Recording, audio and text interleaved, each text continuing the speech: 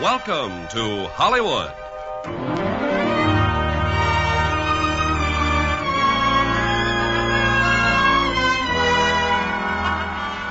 The Armed Forces Radio and Television Service brings you the Hollywood Radio Theatre, starring Arlene, Dahl, and Michael Rennie in David and Bathsheba. Ladies and gentlemen, your producer, Mr. Irving Cumming.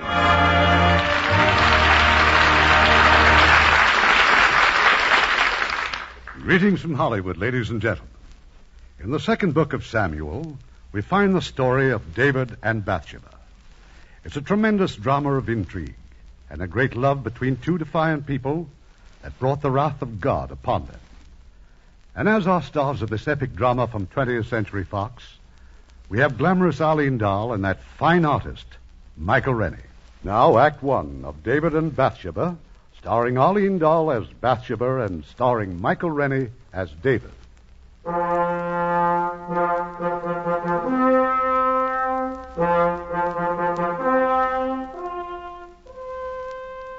And it came to pass, David, king of Israel, laid siege to Rabbah, and the sword and the javelin of Israel were everywhere triumphant.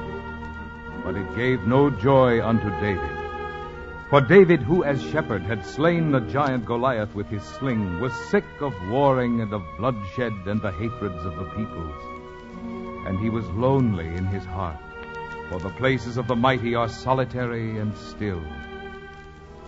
Now it happened that after the day's battle, David walked among the campfires to speak to one Uriah, captain of 100, who had shown himself very skillful in war. Captain Uriah. Aye, and who may you... Sire, my king. Do not rise, Uriah. I come for your advice, Captain. I am only captain of 100, sire. After today's bravery and skill, you are captain of 1,000. Sire. You are close to the men, Captain Uriah. Knowing their feelings, what is your advice? Shall the siege continue? I know, sire, what the men think. Attack. Attack and attack again until Rabbah falls to the glory of God. I wish I were as sure of what God calls glorious. The cost would be great, Uriah. Thousands would die. It is war, sire. You have a wife, Uriah? Yes, sire. Should you perish, she would come in tears to me. Let her tears be tears of pride. I cannot bear the weeping. There has been too much blood. The king is a man of war, sire. I did not want this war. Since it was forced upon us, we must win it. But with as little bloodshed as possible. I must return to Jerusalem, where I have other duties than the sword.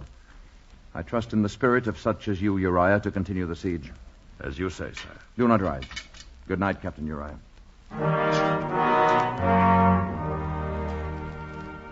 And David went back to Jerusalem, where more heavy than his sword and armor was the crown of Israel. From dawn till night he ruled and judged and took counsel with Nathan, the prophet of God. For David sought to bring home to Jerusalem the Ark of the Covenant, the law of God, which long had wandered with the tribes of Israel. And what says Nathan, prophet of God? May God walk with you, David. It is more his custom to walk with you, Nathan.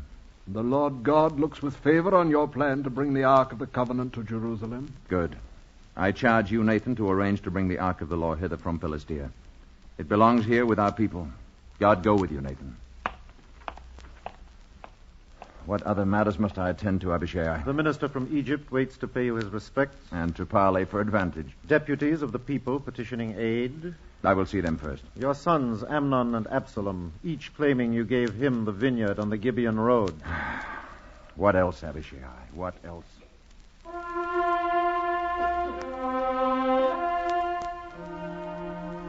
And always in the dim of night, David the king lay alone in grief and loneliness. For a heavy weight burdened his soul, and he was desolate. O Jonathan, thou wast slain in thine high places. I am distressed for thee who wert like unto my brother. Over all Israel did David rule, but the people loved him not. For who was he but a shepherd lad, when Jonathan, son of mighty Saul, should rule were Jonathan not slain in battle? And so the people knew not David's greatness, no, nor his deep grief and loneliness and anguish. And it came to pass that David rose from his bed, hearing music in the evening, and walked upon the terrace of his house. And lo, beneath the moonlight he saw a woman bathing on a roof among her handmaidens, and she was most beautiful to look upon. And David inquired after the woman, and sent for her, and brought forth wine, and felt not alone at last. And so incline thy ear and heart to me, O daughter of Jerusalem. You should not laugh, sire. It is very pretty. It is only a song. I have heard that the king makes excellent songs. And I have heard nothing of so near a neighbor as you are. Bathsheba, they call you? Bathsheba I am. Bathsheba. You are not eating, Bathsheba. I supped earlier, sire. It is my custom when I am alone. Then you are not always alone? Not always, but very much. I am a soldier's wife. Soldier's wife. Perhaps I know him. He is captain of 100. Uriah the Hittite. I made him captain of 1,000 before I left Rabbah. Then I will see him less than ever. Do you despise the king who keeps your husband from your side? The king does what he must. This war was not his choosing. The king's needs are the people's. Not all of them. The wine is Phoenician. Here. I find it mellower than ours. It has the blandness of the sea air. Have you ever visited the coast? No, sire. For many years I lived among the Philistines, enemy though they were. I know. Otherwise you might have died at Mad Saul's hand. Oh, there are not many who admit that, and excuse me therefore. What could you do but flee? If Saul sharpened his great spear for you in jealousy. Thank you, Bathsheba. Has Uriah been away for long? We have been married 7 months. Of that time, we have had 6 days together. But Rabbi is close. The men can come home often. Uriah places his duty high. 6 days. A poor return on the hopes of your betrothal. You were generous indeed not to hate me. I had no hope, sire. The first time I saw Uriah was on my wedding day when my father brought him to our house. Not before. And 6 days is the total of your love? Of our marriage, sire. Forgive me, Bathsheba, but perhaps you do understand the loneliness that has pressed me to send for you. My understanding is not necessary, sire.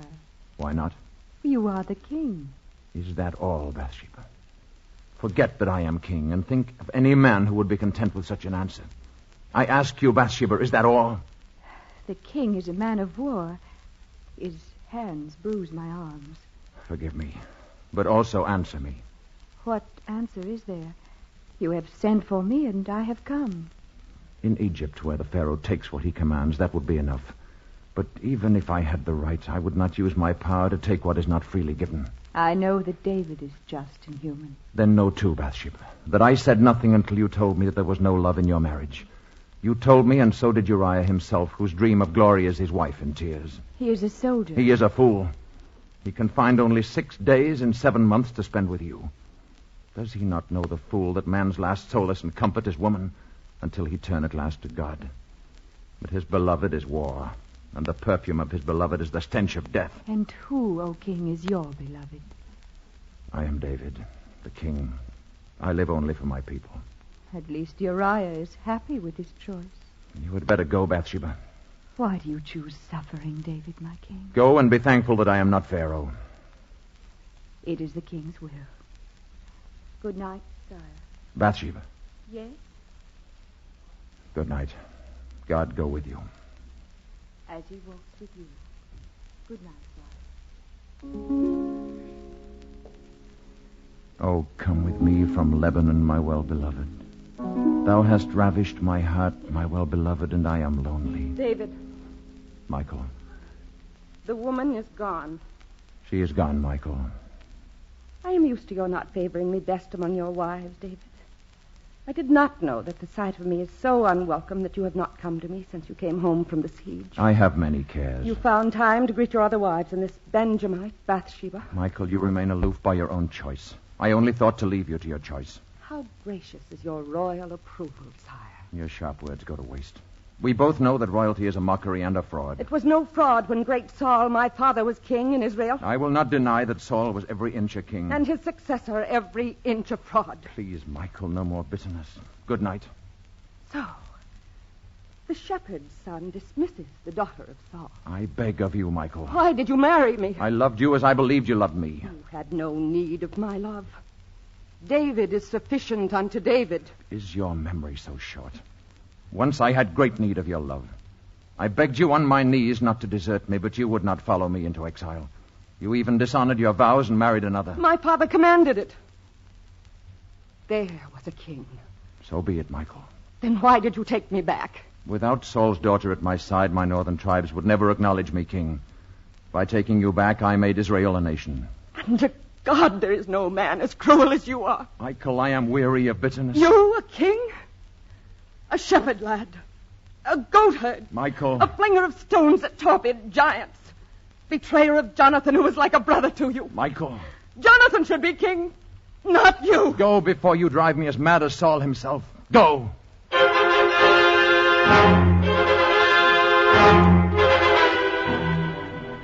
And for a week, David ruled by day and grieved alone by night for the lost Jonathan and for his own soul. Nor did he again look out upon the roof where he had beheld the beautiful Bathsheba, who alone could comfort him and solace him away from the madness that had eaten Saul before him. Arise, my love, and come away.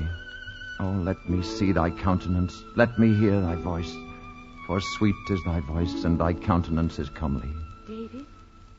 Is it so? David, my king. Bathsheba, you must go. Let me console myself with the thought that your modesty and understanding are fit companions for your beauty. Then so is truth.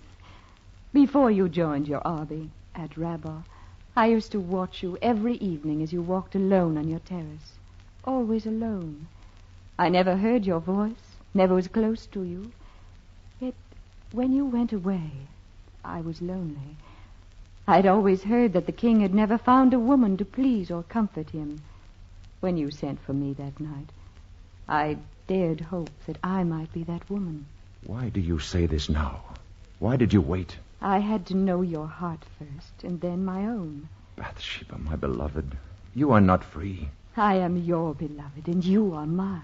Yes, you are my true wife. Oh, come with me, my wife. Arise and come away with me. Oh, my beloved, my heart waketh. It is the voice of my beloved that knocks, saying, Open to me, my love. Awake.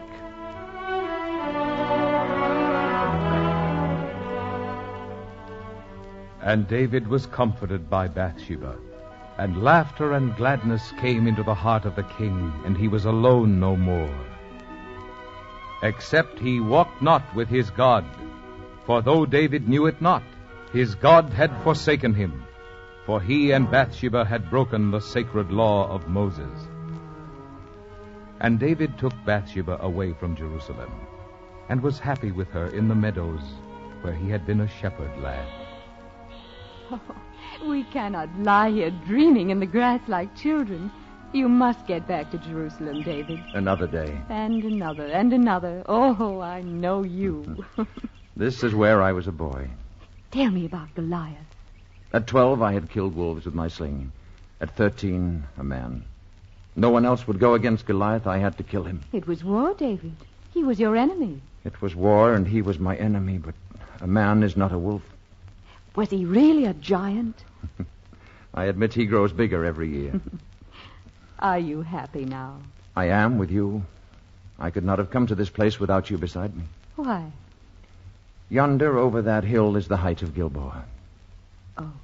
There King Saul, besieged by the archers of Philistia, fell upon his sword. And Jonathan, his son, my dearest friend, after him. You must not talk of it or think of it. They swept over Saul and Jonathan with their brass and steel and heathenish plumes. And where was David? In Philistia, drinking Philistine wine and eating Philistine bread. Because Saul, in his sickness and madness, drove you there. He hated you because the people cried, Saul has slain his thousands, but David his 10,000s. Let us go. A storm is coming. You will go now when I let you go. I cannot let you flee forever from a past that tortures you unjustly. It grows dark, Bathsheba. All Israel knows that you fled to the Philistines to save yourself from Saul's jealousy and madness. To save my skin, yes. To save the man that God had chosen to unite his people. Does the shepherd set a lion to guard his sheep? It was David who united your Israel and destroyed the power of the Philistines, who saved Jerusalem from the godless, who is the sword and the harp of the Lord, and who is author of mighty hymns in his praise, who wrote a lament for his friend that shall live when kings in their cities are dust. Say it, David. No. Let me go from here. Say it, that you will know forever that you did not betray your friend. You did not forsake Jonathan. Say it. The beauty of Israel is slain upon the high places. How are the mighty fallen? Say it. Tell it not in Gath. Publish it not in the streets of Ascalon, lest the daughters of the Philistines rejoice. And ye mountains of Gilboa, let there be no dew. Let there be no rain upon you. Say it. How are the mighty fallen in the midst of battle? O Jonathan, thou wast slain in thine high places. I am distressed for thee, my brother Jonathan. How are the mighty fallen and the weapons of war perished?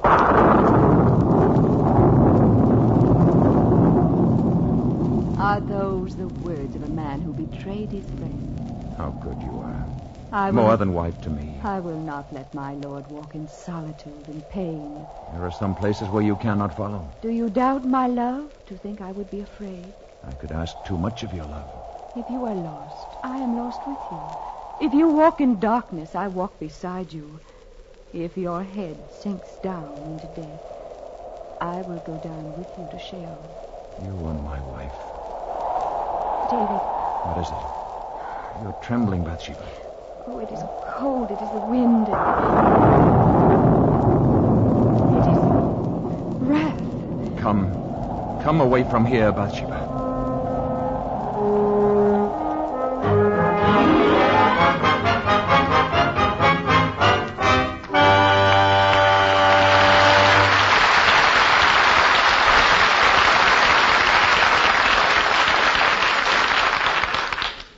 Act 2 of David and Bathsheba in a moment. Make a friend, and you make an ally. There's a thought for you to keep in mind, as many another American has. Not too long ago, a request was received by the United States State Department for help in setting up a modern medical system in Thailand. The man selected for the job was Dr. Ben Eisman of St. Louis, whose work went far beyond the limits of his 3-month job. In Thailand, he discovered that 17 million people living in the interior were being treated by only 700 doctors who were sadly ignorant of modern surgical techniques. At every turn, he fought against strong native superstitions to accomplish his work. With his small supply of instruments, he removed a ruptured appendix from a young Thai girl and performed a successful operation on the hair lip of another. He did plastic surgery and worked with skin grafts, putting in from 15 to 20 hours a day. In the evenings, he completed 2 medical textbooks, which were translated into the Thai language and were given free to any doctors or technicians who asked for them. Through Dr. Eisman's efforts and with American medical aid, a program was set up to raise the standards of health and medical education in Thailand and nearby countries. Thanks to Dr. Eisman, America has won herself more grateful allies. In recognition of his works, U.S. Envoy Edwin Stanton wrote these words to Dr. Eisman.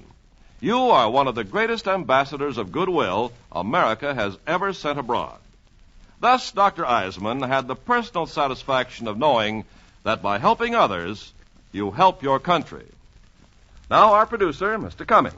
Act 2 of David and Bathsheba, starring Arlene Dahl as Bathsheba and starring Michael Rennie as David.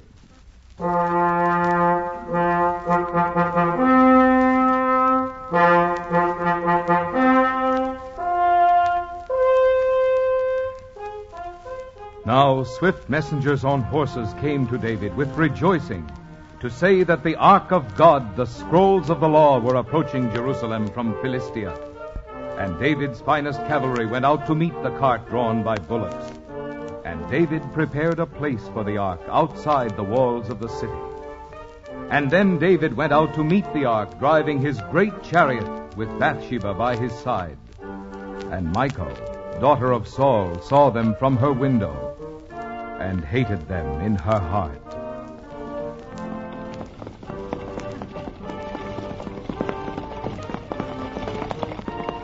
There it is, Bathsheba. The Ark of the Covenant at last. Oh, I see it, and I incline my heart to it. The shrine that traveled with our people in all their wanderings. I thank God that it was for me to bring it home at last to Jerusalem. And you will build a temple of cedar for the Ark, and you will be called blessed forever. If the Lord wills it. Come, we must be at the gates to receive the Levites with the Ark. Wait, David. Stop the horses. Hold. Hold! Hold!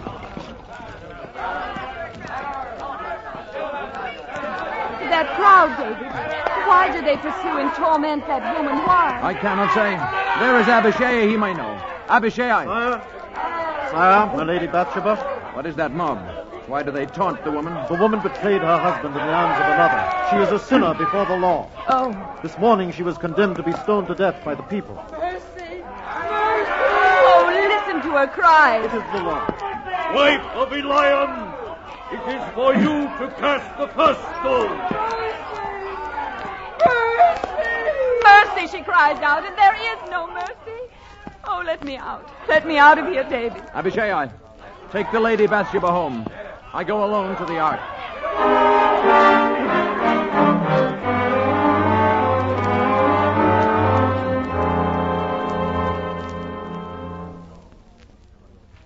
Behold, David, the Ark of the Covenant. A pity that it is mute and cannot tell us of our ancient dead. Of Moses on the mountaintop, and Miriam, and Aaron, and Joshua at the walls of Jericho. How beautiful the wood is. How smooth it looks. How inviting to the Stop! Lay no hand upon the Ark. To touch it with unconsecrated hands is to die. As you say, Nathan. As it is, David. So be it. All right, you soldiers. Gather up the poles of the Ark on your shoulders and carry it into the city. Careful! Careful! It's falling! It's falling! No, do not touch it! Stop that soldier! Stop him!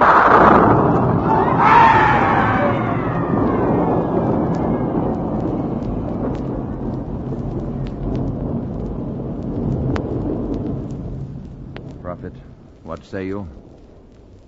The young... Let all here now take heed. It is an omen. The time is not ripe for the entrance of the Ark into the city. Let a tabernacle be erected on this spot outside the walls.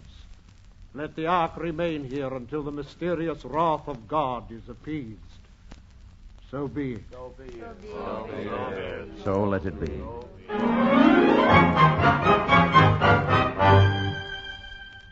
What tidings from the Lord today, Nathan Prophet? Thus saith the Lord, I will withhold the rains and cause the fields and vineyards to dry up and the flocks to grow thin. I will afflict the land with the wind and the sand and the locust, and the people shall perish in Israel for the sin that has been done against me and the word. Woe! Woe, saith the Lord God of Israel. Woe unto the sinful. What sin, Nathan? The Lord does not vouchsafe what sin, but great must it be to bring down his wrath on all your kingdom. The soldier who laid hands on the Ark meant only to protect it. I do not know if that is what the Lord rebukes. Well, we have had droughts before. I will begin to buy grain in Egypt and Philistia. The people suffer too much. They are weary of the war. If I attack to end the war, thousands will die. If I do not end the war, it ends in rivers of blood. I sit by the great gate and listen to the talk of the king. What do they say about me? They say that David neglects his duty, that he is often away from the city. It is natural for people to complain at hard times. I have spoken. Let the king answer to God for his kingdom and himself.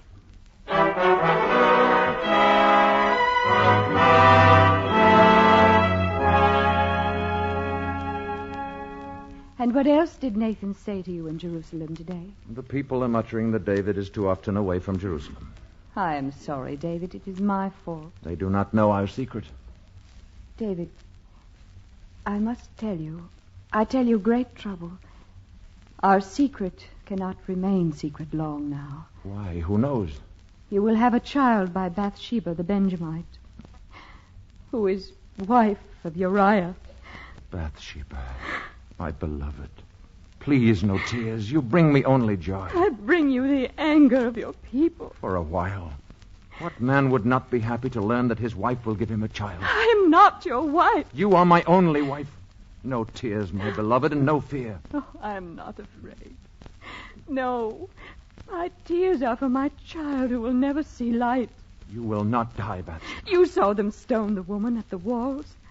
Her sin was the same as mine, and there was no mercy for her. They would never dare. I am king of Israel. Israel has had kings for 50 years. They have had the law of Moses for hundreds of years. Then I will give them their kingdom. We will flee into Egypt. You dream a hopeless dream. Your life is marked out on a certain course. Even you cannot change it, for it is God's design. If I sent for Uriah, told him everything, how it is between us... I know what he would say. Yes. Honor is everything. For the sake of honor, blood must flow, lives must be squandered or ruined, humanity denied. I can see Uriah, that paragon, hurrying to the gate to be the first to cast a stone. I beg of you. Forgive me. But Uriah himself leaves me but one other course. What is that? I cannot bring myself to say it. But you think it. Tell me, David. Uriah. If Uriah can be made to think the child is his... He has been away almost a year. I will send for him to report on the campaign. He will be here in Jerusalem one night, perhaps two. Oh, no, David. I will not have you die. You called me your wife. The law calls you his. You scorned Uriah's kind of honor, yet I despise honor that is only vanity when it drives us to this agony. But what you suggest dishonors both of us. Will my proudly guarded honor stop my ears to your outcries at the wall? I promise you, I shall make no sound. Forgive me, love. I do not have your courage. I cannot face the thought of your death, and such a death. I will send for Uriah in the morning.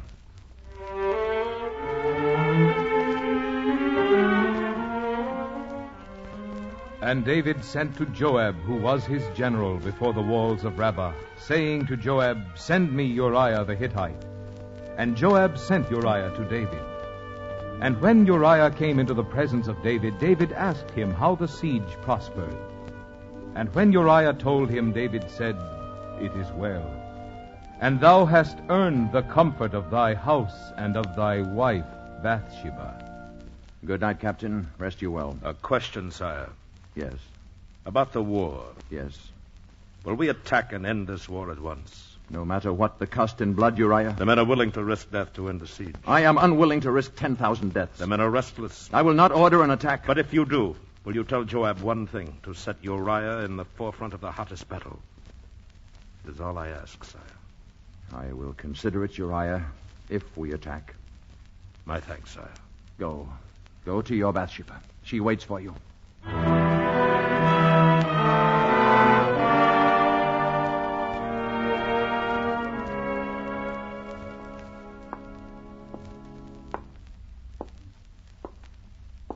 Who is it there? Is it you, Uriah? It is not Uriah, my Lady Bathsheba. Who are you? I am Michal, daughter of Saul. You are David's wife. Only in passing. I'm sorry, Michal, for all that has happened to wound you. Then for your sake, I am glad that your grief will not be for long. There is forgetfulness in store for you. Soon you and your goat-herd king will go down to Sheol in infamy and shame. What are you saying, Michal? Pour ashes on your head and rend your garments. You are discovered. You have no secret now. What secret? The Lady Bathsheba has servants.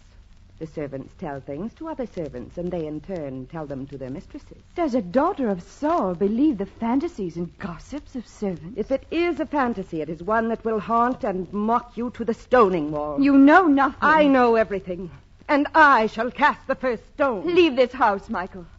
I did not come so late to leave so early, my lady. Please go. My husband will be here.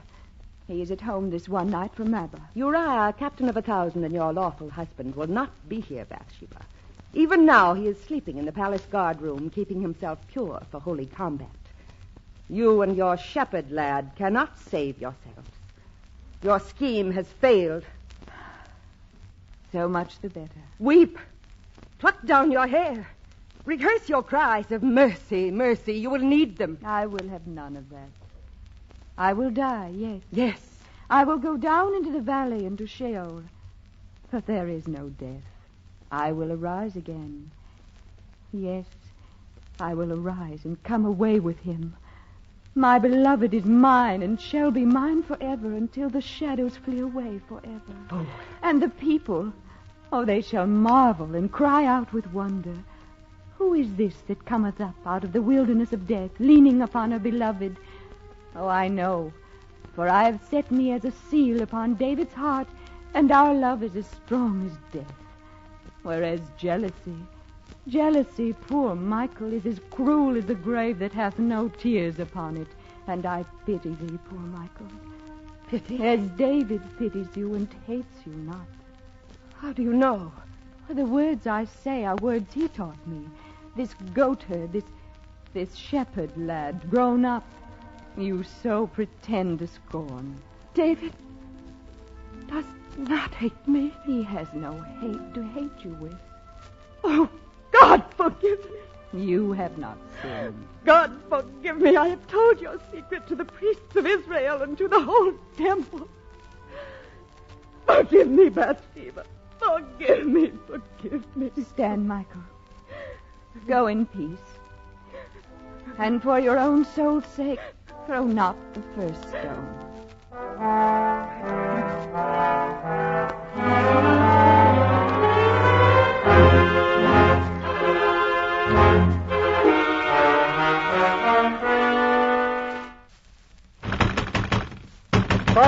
Sire, open! Abishai, what is it so late? O horsemen from Rabbah, the army is ready to mutiny unless it can attack at once and end the war and go back to their homes. Do they know the cost in their own blood? They do, sire. Then I have no more choice. Rest the courier and his horse. I myself will find a man among my guard to ride back to Rabbah.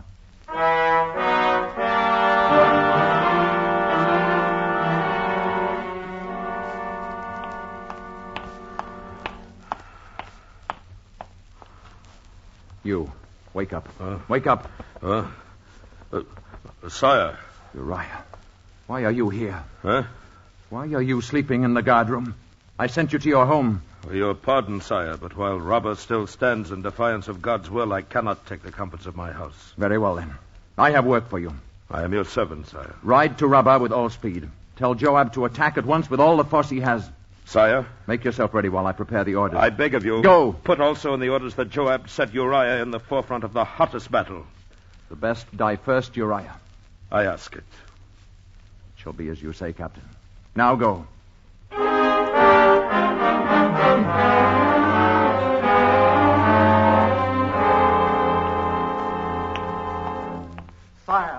Sire, great news. What is it, Abishai? The walls of Rabbah have been breached everywhere. Joab sends to ask you to come to Rabbah with all speed to receive the surrender of the city. Thank God that it is over. But our dead, Abishai. Our losses are heavy. I was afraid. Many men, many captains. Abimelech, son of Jerubbaal, Eliam, son of Reuben, Asmavet, son of Eli, Uriah the Hittite. Enough, Abishai. Go to Bathsheba. Tell her Uriah is dead. Tell her to prepare for our marriage when the month of mourning is over. You will not go to her yourself, sire? No, Abishai.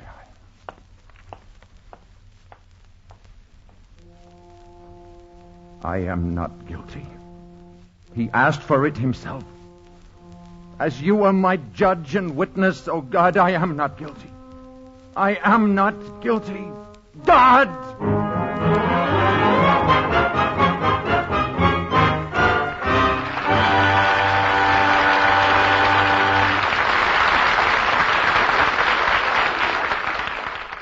You know, I read a story some time ago that made me realize that there can be heroes of peace as well as heroes of war. It was about a husky MP in Tokyo, name of Earl S. Whitney, Jr. He'd been supporting 2 war orphans, a Chinese and a Japanese, for 3 years on a private's pay. He took little Fan Tung, aged 13, under his wing first when the Chinese lad began hanging around the Tokyo base. Whitney rented a place for Fan Tung and took over the duties of a father. Then Hiroyama Chokichi, age 15, came along, and Whitney spread the other wing for him. For 3 years, he fed, educated, maintained, and clothed the pair. And then he took on a night job in a service club to earn some extra change. He needed it. His army pay was $111.90 a month, and he spent about $100 a month on his 2 kids. He called the boys Mickey and Jimmy Whitney and hoped that someday they'd all wind up at his home back in Southern California. But in the meantime, even though he was only a private in the Army, he was a real hero to those 2 war orphans. And it all goes to prove that such acts by you and your friends today are shaping our world of tomorrow. We pause now for station identification.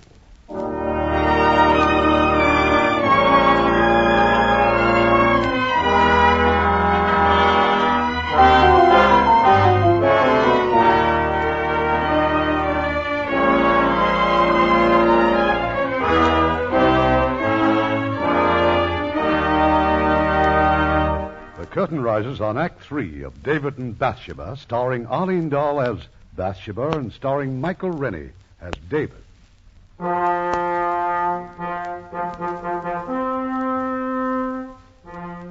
There was victory for Israel at Rabbah.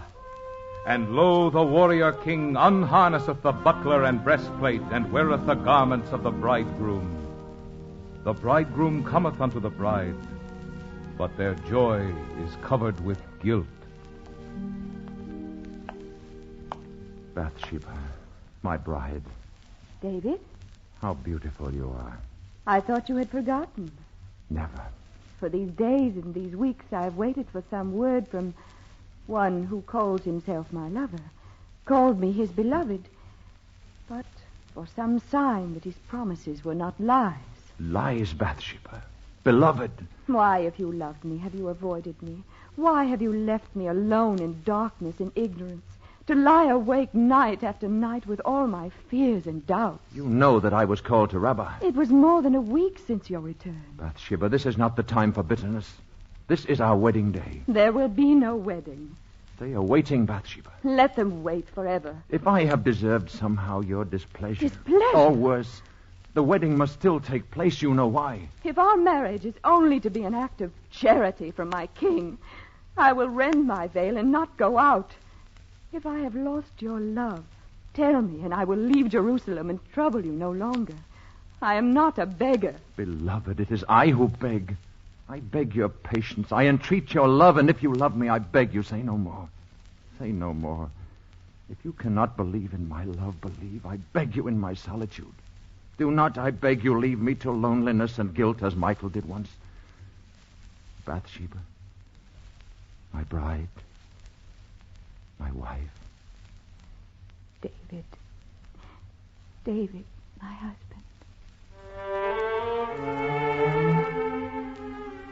The bride cometh now unto the groom, but the vows are like ashes on their lips, and all dust is their passion. More bitter than gall and aloes is their rejoicing. For lo, now the time of the wolf is at hand in Israel.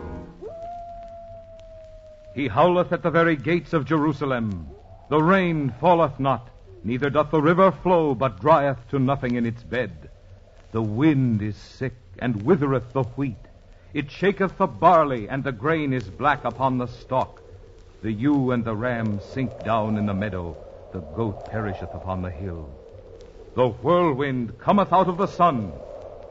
For the Lord God is vexed, and hath no pity on his children.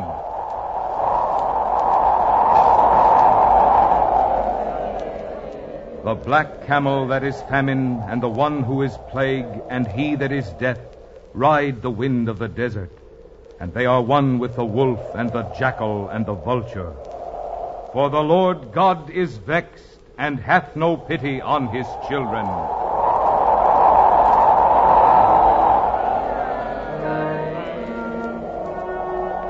In Israel, in Jerusalem the city, in the palace of David who is king, a child is born, but to the same end as the ewe, the ram, and the goat.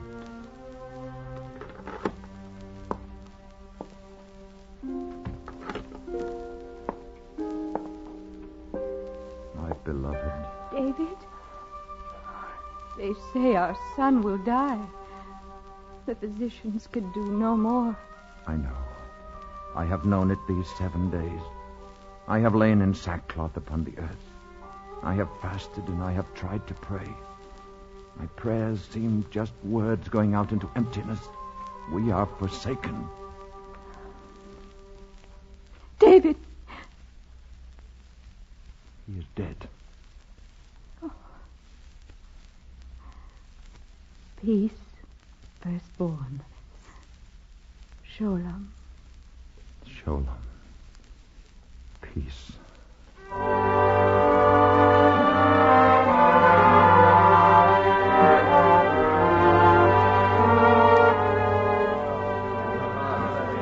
Nathan, prophet of God. Who are all those with you, Nathan? The people, David, muttering for redress. They have cause? Silence, Israel. I come on a matter of justice, David. Hear you and judge. Speak, prophet. There were two men, one rich, one poor. The rich man owned great flocks and herds, but the poor man had naught but one ewe lamb. He reared it, and it grew up with his children. It ate of his food, drank of his cup, and was like another child to him. Well, prophet. Now there came a wayfarer to the rich man, asking meat. But the rich man did not take of his own great flocks to feed the guest. No, he took the poor man's one ewe lamb, and slew it, and prepared it for the wayfarer. What is the king's verdict upon this man? He is guilty, and he shall restore the lamb to the poor man sevenfold. The lamb is dead. None can replace it in the hearts of the poor man's house. Then, because this rich man had no pity, he deserves to die. So be it. You are the man. So, you have made me pronounce sentence upon myself. It is the will of God. It is not his will that you should die, David. What is his will? Worthy or unworthy, you are his anointed. Through Samuel, he chose you to lead his people. Your labors on his behalf are hardly begun. So be it. But you cannot escape the punishment of the Lord. I have not escaped it. My son is dead. You have paid for your sin with Bathsheba. But Uriah died for your lust. It is not so. Uriah himself asked to be where the fight raged hottest. In your heart you wished him dead. I do not know. So be it. Therefore, must the woman Bathsheba also expiate her sin. She has lost her child. Bathsheba has lost her child. Is that not enough? She came to me in my desolation and lifted up my heart. She brought no evil. The wrath of God is on Israel, and you say no evil? Yes. Go thou, David, and bring Bathsheba to face her judges. I will not. It is the law. No. It is the law.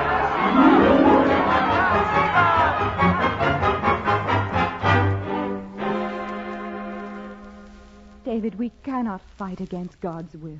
A God who punishes the guiltless? I am not without guilt, David. God sees into our hearts.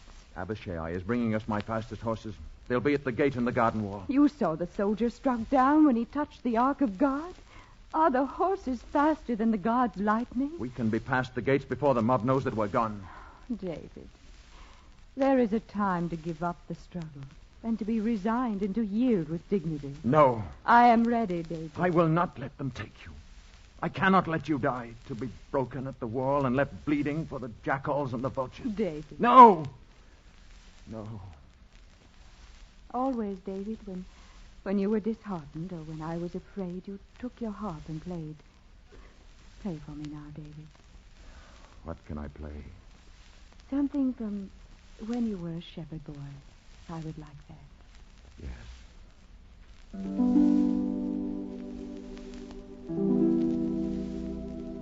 The Lord is my shepherd. I shall not want. He maketh me to lie down in green pastures.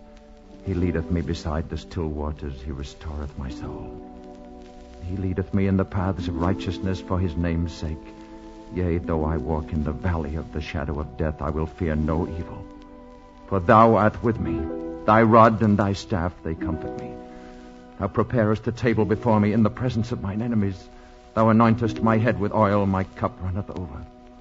Surely goodness and mercy shall follow me all the days of my life, and I will dwell in the house of the Lord forever. and I will dwell in the house of the Lord forever. Thank you, David. I was an ignorant peasant boy with no one to teach me about God. But you knew. I saw him in the hills and in the trees and in the birth of lambs. I felt his mercy when the spring broke the grip of winter, when the cool wind came after the heat of day. I lost that God in the lights and noises of the cities, in the quarrels and the scheming of the ambitious and the mighty. Now Nathan has found him for me again. But he is not the God of my innocence and my childhood. He is a God without mercy. No, David. A God who thinks only of his justice. Justice!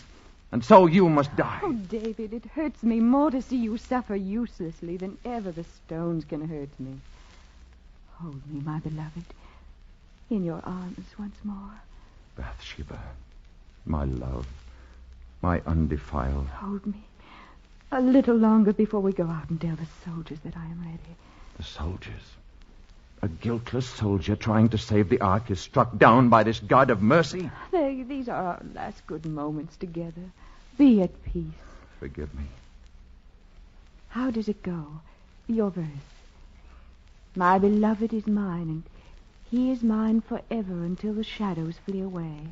And the people shall marvel and cry out in wonder, who is this that cometh up from the wilderness of death, leaning upon a beloved? No, you shall not die. Because there is no death. I cannot believe that God will condemn a helpless woman for a crime not wholly her own. Stay here. I am still their king. They will not come for you if I'm not with you. Where are you going? I am going to the tabernacle outside the walls. If God is what you think he is, let him show it. Wait for me here.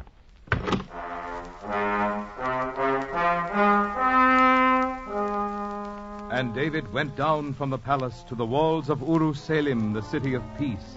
And the soldiers touched him not, nor went to seize Bathsheba, while she was not with the king. The multitude muttering against David followed him to the tabernacle of the ark. And Nathan the prophet lifted his staff, and the multitude stopped. And David went out to the ark and kneeled before the shrine, lit by wicks in oil, flickering in the pitiless wind. Oh, God, God of my early faith, hear my prayer. Let thine eyes, which alone see clearly, fall upon thy worthless servant. In all things I have failed thee, yes, O Lord. My crimes are many and terrible. I have led my people into misery and want. I have been a faithless shepherd. And yet, O God, cast me not away from thy presence. For thou art not a God of vengeance. Thou askest not a sacrifice of blood. I ask nothing for myself. But lift thine hand from thy people. Let the land flow once more with thy abundance. And spare Bathsheba, my wife. Let her live to praise thy name and testify to thy mercy. Let thy punishment fall on thy servant who has deserved it. Take me, O God. Behold, I place my unconsecrated hands upon thine ark. Strike me, O God, behold, my hands upon the sacred scroll. Take me. Take thou me.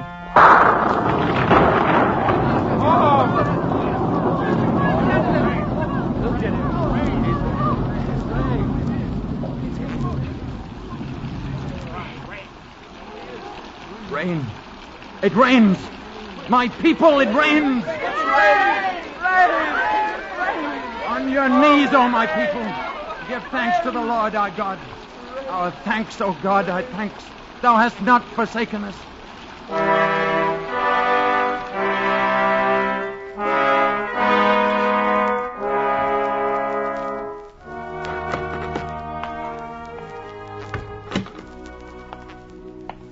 Bathsheba. David. Oh, it is the voice of my beloved that knocketh, saying, open unto me, my love, my dove, my undefiled. Bathsheba, my wife, let me hold you. Let me hold you forever. Oh, ye daughters of Jerusalem, this is my beloved.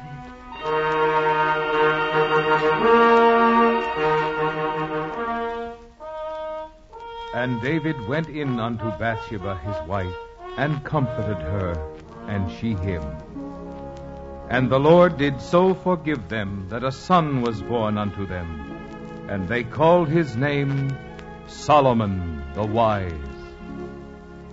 And here endeth the story of David and Bathsheba, and beginneth the book of Kings, and the song of songs which is Solomon's, and which his father David, the harp of God, did teach him. Selah.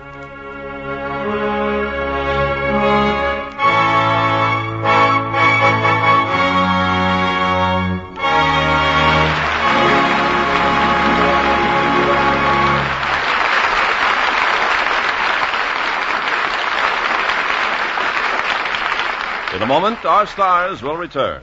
With our American servicemen in many countries around the world, they have a wonderful opportunity to observe new customs and traditions.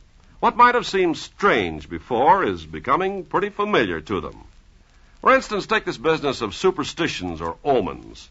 In Holland and Germany, if you meet a left-handed person on a Tuesday morning, that's a bad omen. In Sweden, if you turn around when starting out on a business trip, it's liable to turn out badly. German girls place their shoes at right angles by the side of their beds to bring a visit from their sweethearts. And in Japan and the Far East, there's a superstition to cover practically every event of the day. Well, all these things might sound strange, but as our servicemen have observed, we have plenty of superstitions, too.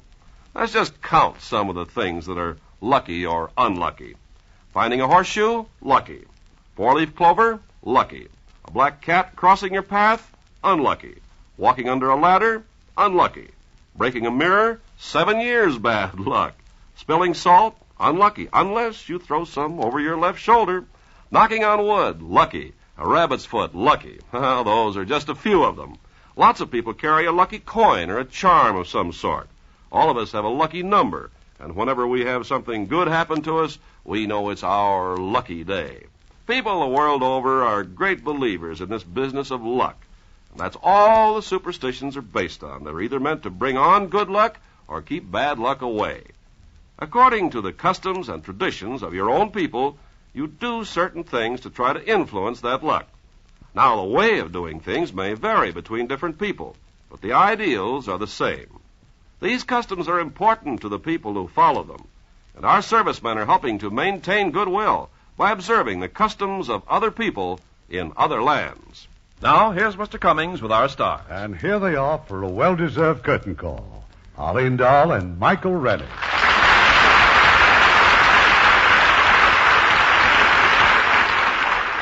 Let me tell you about next week's play. It's time for another of our 20 greats, and we've chosen one of our most wonderful stories we've ever presented. The story of a simple little peasant girl who has been an inspiration to millions. The Song of Bernadette.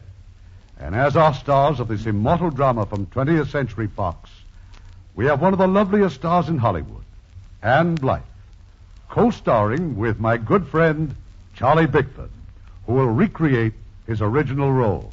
It was an unforgettable picture, Irving. Good night. Good night. Good night. It was a wonderful evening. Heard in our cast tonight were Marvin Miller as the voice, William Conrad as Uriah, Hans Conried as Nathan, Virginia Gregg as Michael, Edgar Barrier as Abishai, and Yvonne Patey, Herb Butterfield, and Eddie Marr.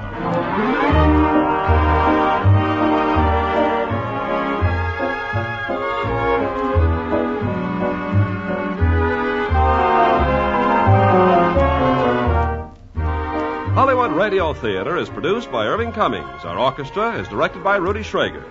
This is your announcer, Ken Carpenter, inviting you to be with us again next week at this same time for another presentation of the Hollywood Radio Theatre.